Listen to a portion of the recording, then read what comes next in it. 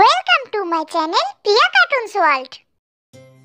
সরিয়া অজগর আসছে তেরে সরিয়া আমটি আমি খাবো পেরে রসই ইলিশ ভাজা খেতে মজা দীর্ঘই ঈগল হলো পাখির রাজা রসু উঠ চলেছে মরুর দেশে দীর্ঘ উষা হাসে পূব আকাশে রি ষড়ঋতুর দেশ বাংলাদেশ।